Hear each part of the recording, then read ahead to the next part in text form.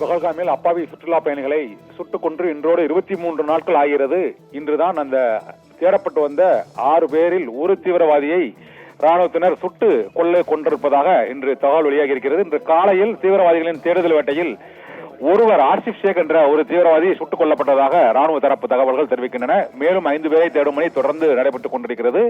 பகல்காமில் அந்த பைசரன் பள்ளத்தாக்கு பகுதியில் அப்பாவி சுற்றுலா பயணிகள் 26 பேரை சுட்டுக் கொன்றுவிட்டு அந்த 6 பேரும் தப்பிச் சென்று விட்டார்கள். ஒருவரை கூட பிடிக்க முடியாத ஒரு சூழ்நிலை ஏற்பட்ட நிலையில்தான் ஆபரேஷன் சிந்து நடவடிக்கை மேற்கொள்ளப்பட்டது. அந்த 6 பேர் தப்பிச் சென்ற அந்த நபர்களில் இன்று ஒருவர் சுட்டுக் கொல்லப்பட்டிருக்கிறார். நேற்று அந்த கெல்லர் தேடுதல் வேட்டையில் 3 லஷ்கர் இ தொய்பா தீவிரவாதிகள் சுட்டுக் கொல்லப்பட்ட நிலையில் இன்று காலையில் அதன் அருகில் உள்ள மற்றொரு பகுதியில் நடைபெற்ற என்கவுண்டரில் இந்த ஆசிப் ஷேக் கொல்லப்பட்டு அடையாளம் காணப்பட்டிருப்பதாக தெரிய வருகிறது. அவரிடம் இருந்து பறிமுதல் செய்யப்பட்ட ஆயுதங்கள், ஆவணங்கள் ஆகியவற்றை வைத்து மேலும் 5 பேரை அந்த பகல்காம் தீவிரவாத தாக்குதலில் தொடர்புடைய மேலும் 5 பேரை தேடும் பணி தீவிரமாக மேற்கொள்ளப்பட்டு வருகிறது.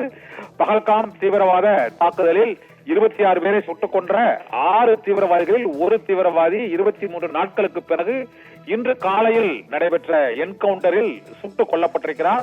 அவரது பெயர் ஆசிப் ஷேக் என்று தெரிய வந்திருக்கிறது.